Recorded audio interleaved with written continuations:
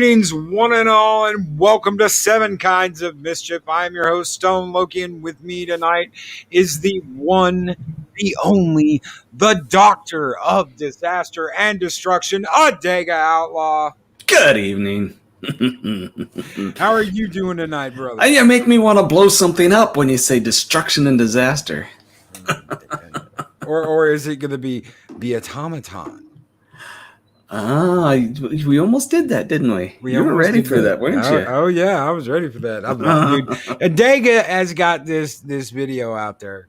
If you haven't heard it, where he is building he is this mad scientist doctor, and I go forth my automaton of death, and it's just like, yeah. If you want to do it now, that's fine. I could shorten mine up a little bit. No. I love praising that video because it's like no holiday for me. No. Yes, to make. Oh man, yes, no holiday for me. It's how frantic and manic he sounds. That's just like, it immediately puts us. I'm like, yes, he's a mad scientist. I really should read that sometime. I don't know where I put it. It's someplace. But when I give things like that, they become property of Alan. He doesn't care who uses it, but still, I don't claim them anymore. That belongs to him now. I may have written it, I may have talked it through, but he's in charge. So that's co.ag. Yeah, Coag. Great guy. We played a couple of his things here with the Dagon Seven Kinds of Mischief, and absolutely love the guy. Great guy. Yeah. Absolutely. Speaking of which, partially due to him, I cannot give you all of the details yet, but it won't be a big secret for very long. But I was approached today and have gladly accepted and was given approval by my publishing company to work for a YouTube company who I will give you details later that has over a 3 million audience, and I will be doing work for them. And I am really, really excited. That is absolutely amazing. Adega talked to me about this earlier today, and I was like, holy shit, dude, that's crazy. Absolutely insane. I can't wait because Adega, brother, you've got it. You've got the voice and you've got the talent. And well, I won't be doing the voice. There's an English gentleman that does that, and he does, well, it's like I said, it's not stories. This is relating history in various different things, mysteries, bizarre things, different stuff. And as soon as I say the name, half of you will know exactly what it is. Like I said, it's one of the big ones. It is, 3.38 million people that have signed into this, and they got millions of views and several channels. And they approached me. So I will be writing for them. Oh no, Pro bono, of course. I didn't. Adega's not going anywhere. Nope. Adega's not going anywhere. No, Adega will still be here. Yeah, Adega's not taking off. Nope. I have my loyalties with my friend Loki, and here in Valhalla, and with Mad Raptor Productions. And I have, you guys, some of you who know me, I don't take a dime for any of this stuff. I do it because I love it and because I like my friends to be happy with this stuff. And this opportunity is just, it is so cool. And it's not going to eat up too much of my time. But anyway, I another one of those days where I'm dancing on cloud 9 for something I wholly feel like I do not deserve, but apparently people think I do. Oh, so you do. I argue that all the time. You do. You deserve it. If any one of us deserves it, it's you. Yeah, when I could tell people, the first one's going to know is my publisher and then you guys. So. Oh, and Pat S says, cool, I thought he may have to be exclusive. Sweet. Stories to write, things to do, automatons to make. Designs to make, projects to finish. And Mr. Gilbert must have a steam engine done on time. Yes. Yes. All right. What do you got for us tonight, brother? Something weird. Almost all of it is true. Some of it is supposition. And it is weird, and it ties in with a lot of what I've been doing. I sent you some pictures, so if you want to show them, that's fine. If you don't, you don't. But we're going to get into history. And a lot of you know some of this stuff, and a lot of you know more than I do. This one was kind of weird that I figured out. I'll talk about that picture a little bit. That is called the sign of the dark or black sun. It is put in several different Nazi facilities. It was on some of their artwork. As this one you could see, it's in the flooring, some of their medals that they gave out. And those of you who know, that is an occult symbol. And like I said, many of you will know some of these stories, some of the things that's going on. The occult happened to be, what's his name? Oh, I had it. It was one of his generals. Oh, gosh. HH, I think. I'm trying to remember his name. Either way, they had done a lot of study, experiments, hunting. Some of you will know that this is part of the reason why they had the Indiana Jones movie. They were hunting relics that they thought would bring them power. Of course, the first movie was based on finding the Ark. Some of you know they did actually search for the Grail. Some say they hunted out and found the Sword of Destiny or the Spear of Destiny, which, if you don't know what that is, that was Heinrich Himmler. There we go. Comics. Thank you. If someone said it before that, I didn't catch it, but it is Heinrich Himmler. Yes. The Spear of Destiny was what was supposed to be the spear that punctured the side of Christ and was supposed to have magical powers ever after, or mythical powers that whoever held it would never be defeated in war. Obviously, it wasn't true, but some say that they had found it. Also, they looked for a sword of Lugus. I can't remember that one exactly, but that was also supposed to be another mythical item. But they did a lot of experimentation, practicing, searching, and things in myth, witchcraft, Satanism, all kinds of bizarre things. They even set up a society. I don't know if you could show the one picture or not. It's a little on the risque side. But that is the Vril Society, which is a Nazi Satanist group that they were trying through runes, through rituals and different things to conjure dark magics to help them win over their victory, or win over their enemies to have a victory. And yeah, a lot of this you could attribute to Heinrich Himmler. There were also this lady here was interesting. Some of you know her. They call her, what was her name? I put that in there. Now I got to go back and look. Her name is Maria Orsic. A lot of things about her.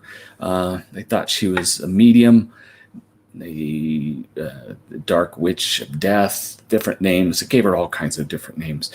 The biggest story is, and you can hear this from the ancient alienists, this lady was a psychic of sorts, or a remote viewer. She claimed to be in contact with aliens. A lot of people say that she was the one who gave them ideas of how to build ships and planes and advances in technology. A lot of people attribute this to what she was channeling, and she claimed that she was getting it from dark sources or aliens. Very influential. Didn't turn out so well for her. And with all of this, Nazis were spreading, of course, you guys know, all around the planet trying to find this stuff. They went to Antarctica looking for a supposed entry into the hollow earth to find hibernating giants that would lead them to victory, or new technologies. And some say they actually did it. Who knows? But we do know there were bases there. There was the Operation High Jump, where the American military had to go down there and clean them out. And from all intents and purposes, we don't know if they did or they didn't, but the American forces took a heck of a beating. During the end of the war, there was a city, Celle, where the Americans had came in, and it was actually one of the cities where no bombs were dropped, no guns were fired, no one died. They just surrendered right away. And in there was a giant building. At the time, it was the largest single brick building made in almost all of Europe, definitely in German occupied territory. That is called, if I can pronounce German correctly, it's spelled Neues, Neues Rathaus, Rathaus. And the SS had a whole battalion there. Their tanks were there. They had many, many different people there. And something that they also had there, because they were very close to one of the prisons that was notorious for killing a lot of people. They had a lot of Jews there, Jews that they brought to this building. You see there are 5 stories going up, plus that little center place. They housed a lot of soldiers. But what people didn't know is that below, there's also 5 levels going down. When the Americans got there, they saw that the 5 stories down was completely flooded. Yes. Yeah, Classic Comics knows this stuff. It had been flooded for a time anyway. And I'll get to what the Americans did, but there were rumors that came out of this place that were horrific. Some of the things we've talked about in other places around the world, mainly European and American places, Canada and the United States. But the Americans, when they showed up, they decided, why in the world would they flood 5 stories down? They had to have been hiding something. So the American commander that was there asked for and got, and this is strong supposition. There are articles and things that say that this happened, and other people say it was a rumor, but we're going to take it as a kind of sort of fact because of evidence that happens later, which we'll explain. They took these 3 divers, is what he got, experts in the Navy, and sent them down into these subtunnels to dive through and see what it was that the SS and Himmler decided to hide under this rat house. 2 of them never came back. They had them on tethers. They pulled the tethers, but 2 of the divers are still down there. The 3rd one came up and was in a frenzy. He was almost nuts. They didn't realize what the heck had happened to this guy. They couldn't figure it out. Finally, after a while, he calmed down and said when he was down there, he saw symbols, runes, pentagrams, all over the place. And he came to a couple of places where he saw people that had been strapped and were still there, strapped in chairs underwater, where they had been some of the things we talked about, which these countries of despots and Marxists do. They were disemboweled, arms removed. A couple of them he saw were their heads had been replaced with goat heads. And with the satanic symbols around, he swore he saw them move, and it terrified him. And he fled, and he said the entire time he was trying to go back to the surface, there was something dark and ominous and black that was pursuing him. And he was never whole ever since. Well, the Americans had to leave because they were turning it over to the British. This was going to be part of the Allies' occupied territory, even through the Cold War. The British came up with an idea. Instead of going down and exploring all of this, It was a hazard, so they concreted up the entrances. Now, this is where we know something actually really did happen, and where the supposition is probably true. Because if you can go there today, you will see where these entryways were concreted, and the handrails were cut off, but they're still sticking out of the concrete that goes down. Now, some of the people that were there still tell stories of what happened back then. We'll talk about what's going on now, but we'll talk about what happened back then. You saw their designs on gaining access to powers from the occult. There were several that had said that they had taken fallen soldiers and they were dead, and had done some of these rituals in hopes of reanimating the dead by infusing them with dark spirits. And according to some, it did work. But they were not loyal. They didn't respect morals, didn't respect any code, didn't respect borders, boundaries, governments, anything. They were uncontrollable. And so to the highest levels, these programs were stopped. And they said a lot of that went on down there, along with other magics and different things. Now, that was history. What happened during the occupation of the British forces to keep the peace during the Cold War, there are a lot of stories, simple stories first off, where people would see whole battalions of troops, jackbooted Nazi troops marching away. They could hear them, and then they would just disappear outside the windows. Some had seen tanks, panzers, driving by in the dozens. One gentleman claimed, and this is where I'm going to read, and you have to forgive me, my eyes and my device aren't cooperating well together today, so I'm going to go ahead and read. This is one of the eyewitnesses, and he was actually looking for other people to help collaborate, not necessarily collaborate, but make a library of all the different stories of the different people that had gone here. So I am reading what he wrote. Some of the stuff we've already covered. Here we go. I thought I'd relay an experience I had during the Cold War, when I was based in what was the West Germany during the 80s. I was attached to an electric warfare unit based in Salé. The main barrack was a former SS building during the Second World War and was famous for being the largest single brick building in Europe at the time. Now you can find this building on Google Earth. Just type in Neues Rathaus Salé. I was very interested in the history and had chance found an intelligence NCO who collected Nazi memorabilia on camp. He had a room full of mannequins in full regalia.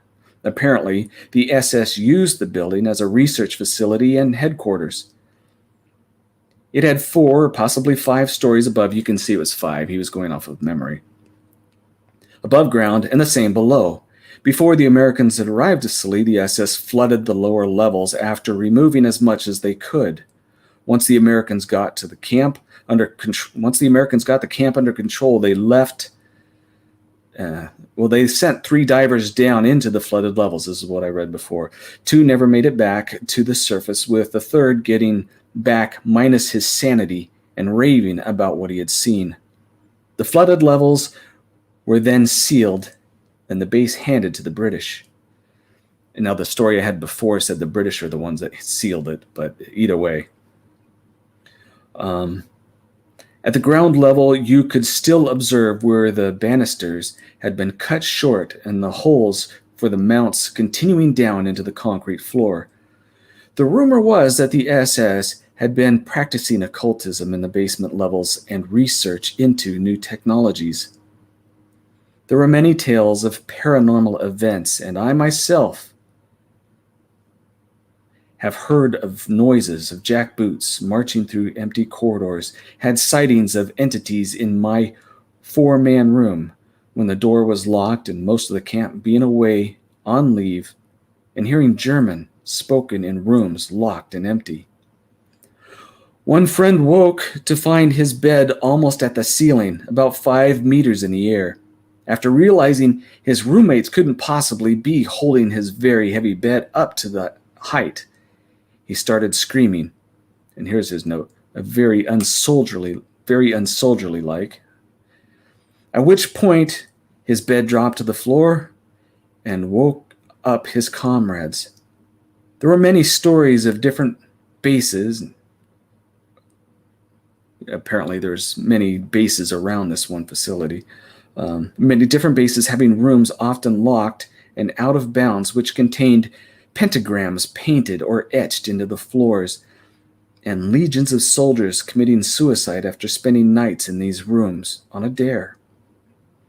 As far as I'm aware, none have spoken of these tales, yet they were whispered throughout Germany in both the British and the American sectors, and that you can attest to if you do a little bit of research. You'll find them. They're all over the place. Anyone who served there will have the same stories for you, or similar. And after this, he mentions how beautiful the area is, but he was looking for other people that had similar experiences so he can have it all documented. So, what I found was most disturbing was that, places like this probably started off beautiful and innocent and what have you. But obviously there are forces, some within our grasp and some beyond our grasp, that when you start playing with them, they play back. Like disemboweled bodies that had been flooded for days, still moving underwater. Or ghosts walking by your windows at 7 meters above ground. Or seeing whole battalions of Nazis pass by your front door 30 years after the event. All right, that's what I got for you. Thank you, brother. That's crazy. Absolutely crazy. And it's all documented as best as I could find. That is crazy. Guys, I'm going to throw, give me just a second. I am going to throw a link in the chat to before we start on mine. If you want to read more about that, I was just looking when Adega brought this up. I was just looking up some things of were they really trying to figure out like zombies and believe it or not, we look at like the Indiana Jones movies, and guess what? Some of those movies are based on things they were actually trying to do, actually trying to find the Spear of Destiny, actually trying to find the Ark of the Covenant. A lot of information out there to go over and find. But tonight, as far as story-wise goes, I'm going to read a story for you all called Decay, which is over on Creepypasta. There's the link if you'd like to read along with me tonight.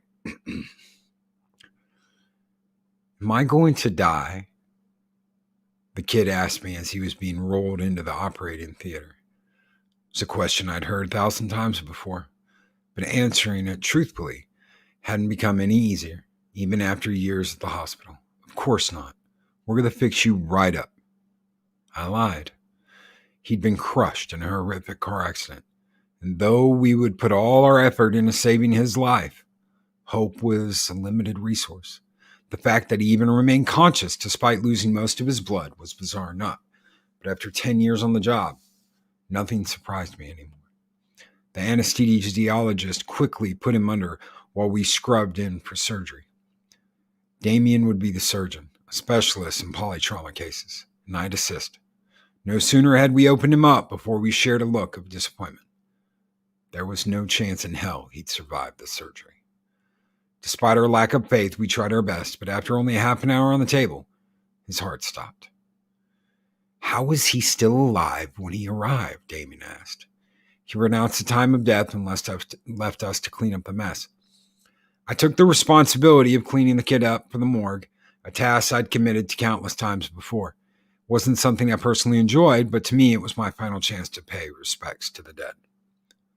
The kid couldn't have been more than 15, and as I'd hear, he was just learning to drive.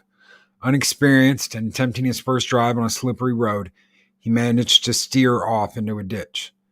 His father had died on impact, but he himself lived long enough to face surgery. As I put the needle to his open abdomen, his body twitched for a moment. I retracted the needle in surprise, wondering what had caused a post-mortem spasm. Then the boy gasped for air as his eyes shut open. He let out the most violent scream imaginable as he suddenly returned to life. "Help me!" he begged with a guttural voice as I stumbled back in panic and slipped onto the floor.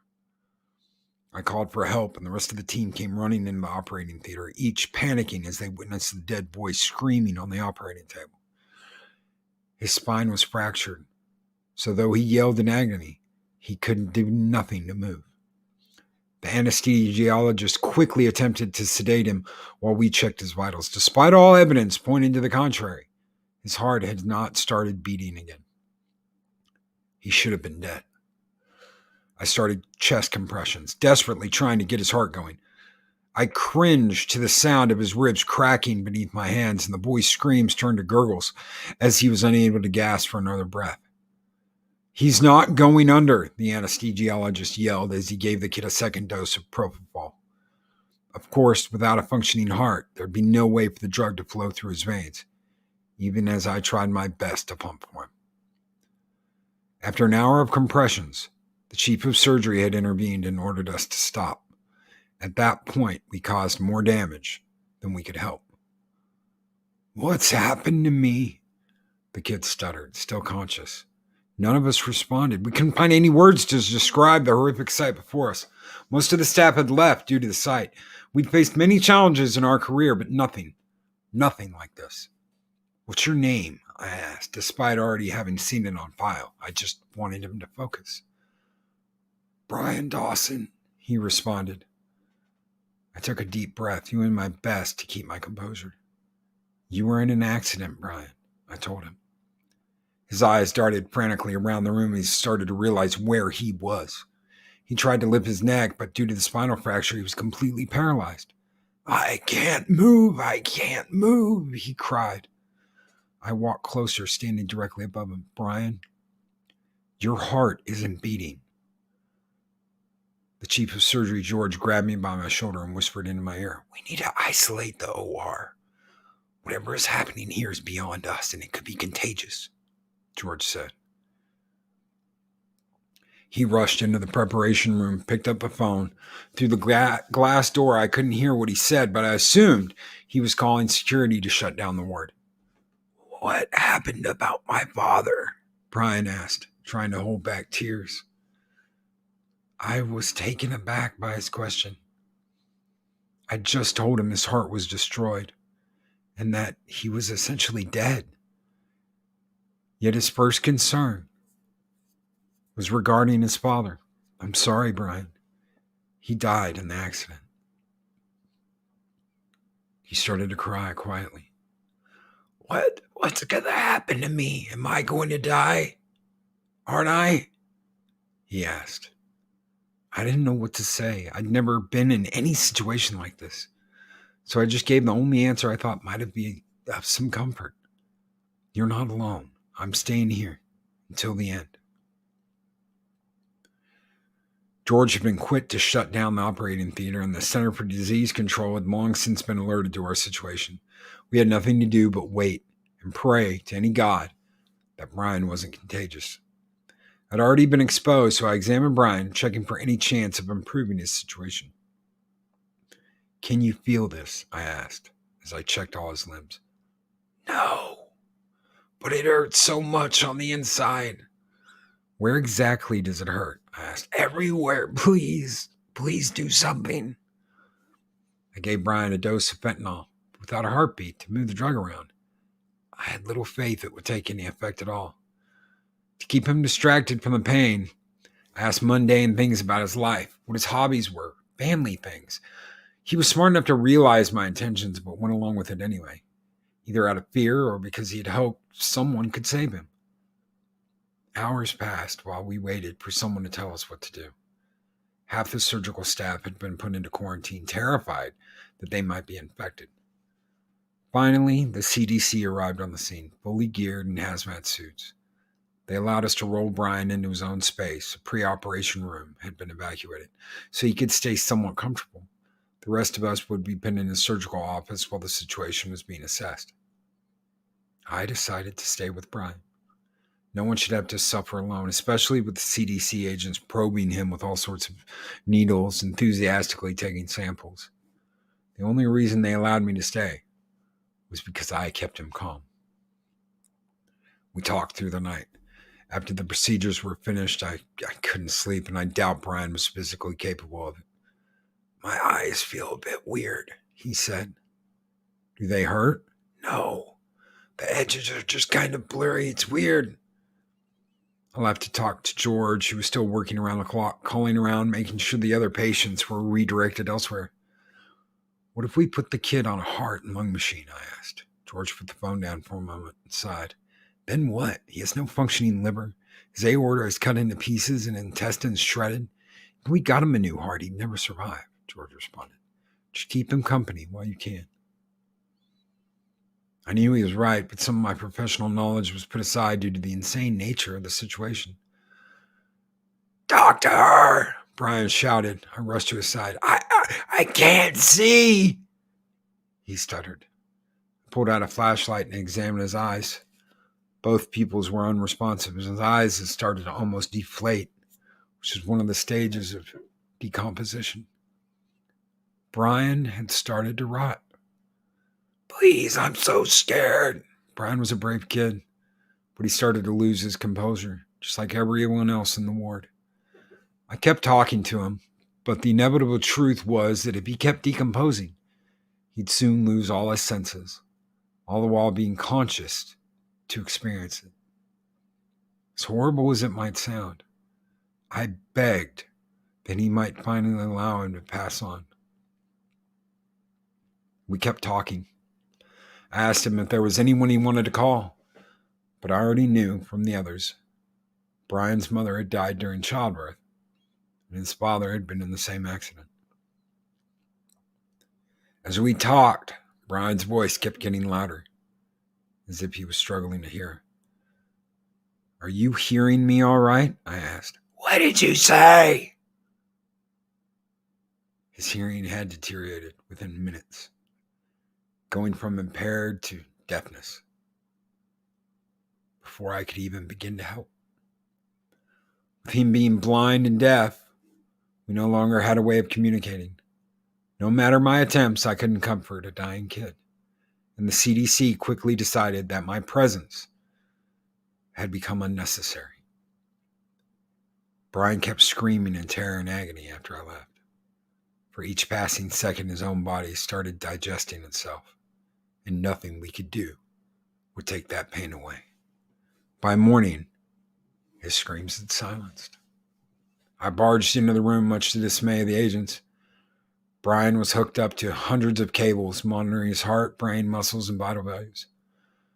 Of course, his heart showed no activity, and the decay had progressed to shut down all his muscles. He had quieted down, not because the pain was gone, but because he wasn't able to scream anymore. The only part of his body still working was his brain. What in the hell happened? I asked. Get out of here, one of the men demanded. The other man complied, but went outside with me to explain the situation. You don't have to worry about it being contagious. We'll lift the quarantine in a moment, he said. He looked weirdly somber as he spoke those words. What about Brian? What's going to happen to him? He's still conscious, but he has no respiratory function anymore, so we have no means of communicating. That meant that Brian was still alive, blind, deaf, dumb. He had to suffer in loneliness, unable to die. How long does he have to suffer? We'll know more when we move into our specialized facility. The senior CDC agent demanded that his colleague kept Quiet before they could tell me anything else. They left with Brian, covered him in an airtight capsule so no one would see the horrors that had just occurred within our surgical ward. As soon as the quarantine was lifted, I headed home to write up my letter of resignation. I had a well-connected contact within the CDC, but upon trying to get more information, he claimed no such case had ever been presented to them, that no one had ever been admitted to their facility under the name of Brian Dawson. But a month later, a lawyer, accompanied by a doctor, showed up at my door with a bunch of documents, all regarding doctor-patient confidentiality. The lawyer looked tired, worked down to the bone, as if he'd made many such trips. He asked me to sign the documents and to never speak of this again, saying I'd lose my medical license if I did. But it didn't matter to me anymore. I'm done for good. I was given an injection by the doctor. He told me that Brian's disease was not unfamiliar to them and that it was extremely contagious, but only upon death.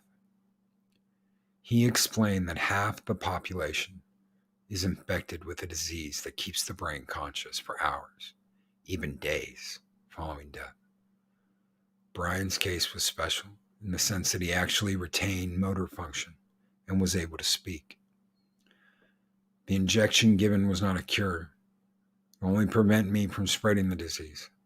But once I die, I'll suffer a similar fate to Brian's. I just hope that someone will stay with me when it happens.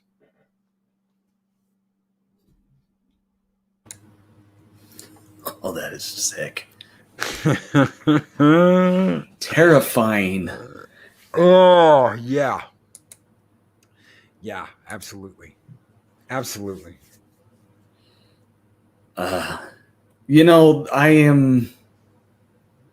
I've dedicated my career, you guys know, as a doctor to uplift, help people improve their lives. If there was ever a case where a mercy killing would be preferable, if this was real, oh man, that would be high on the list of, yeah, this is a good reason, instead of letting them feel themselves rot away for hours or days. Yeah, no. And Pat asked, yeah, I did much better in college. I'm amazed you caught that. By the time I hit high school, I was already reading at like a graduate level. So that was like a freshman in high school. By the time I was in my last year of middle school, I was reading at a college level. So yeah, I'm amazed you caught that. Thank you, Pat. It's weird when you see something like that and you're like, wow, yeah, actually, yeah. Looks like Dal's not sleeping tonight. Underwater ghosts and zombies in the hospital room. Nobody's sleeping tight tonight. And Chris Persian, no, I've never read this one before. Like I said last week and the week before that, and the week before that, I'll read a couple of paragraphs into it, and then that's it. Just to see if it catches me. If it catches me, it pulls me in the first couple of paragraphs, I'll put it up. If not, then. And Bird of Prey 5, yeah, if the spine hadn't been broken, he would have still been moving. Oh. Yeah, freaky. I liked it though. Yes. Bad as I felt for the poor kid, it was a cool story. And that's one of the keys to any good character. It's done well, is that you actually, because we talked about this on Dark Matter Mondays, and plus your reading helps a lot. If you can have any type of emotion for the characters, good, bad, or indifferent, but there's an emotional there, it was a good story. Yeah, that was cool. No, week after week, he keeps bringing it, folks. So do you. You kicked ass this week. Always something. It's always something I didn't know about with Adega. I'm reading fiction. Adega's doing shit that's out there, you know. Adega's doing stuff that's out there in the world that's quantifiable, and I'm just reading fiction. That's all I'm doing. Thanks to the people over at Creepypasta. And I do happen to know that let me scroll back here. That Purple Valkyrie has reached out to our writer that wrote Journal of a Psychopath, R.M. Staniforth, and we are going to try and see if we can't get them on one night to talk to. That would be amazing. Simply amazing. So thank you, Adega, for being here tonight. Thank you, everyone, for another night without sleep is on its way. Hopefully not. Hopefully you get some sleep tonight. Have to, no phone calls. Are you having trouble sleeping through the night? Are you afraid of spook, specters, or ghosts? Yeah, no, Ghostbusters. No. All right, guys, we will be back next week. We're going to be talking Quentin Tarantino in the morning. Hope to see you all there on our Best Directors series. This will be the last one we do for the Best Directors series. We're going to end it with Quentin Tarantino and move on to some other kind of topic. Hopefully, we'll see you guys there. We'll close out the week. And we've got a membership stream coming up tomorrow. So if you are a member of the channel and you want to hang out tomorrow, we're going to do another quiz show. So we're going to have fun doing a quiz show. We'll do something Star Wars, Star Trek, sci-fi, movies, something. We'll do something. Hell, we might even get some music involved in it. So we will see you guys tomorrow morning. Adega, do you got anything coming up that you want to talk about? Sunday, I have, speaking of zombies, another chapter where I did a little extra on the vocals this week. So should be fun. Heck yeah. Heck yeah, I cannot wait. Guys, Adega's got more coming up. So do we. Everyone take it easy. Have a great one. And we will catch you guys next week on 7 Kinds of Mischief.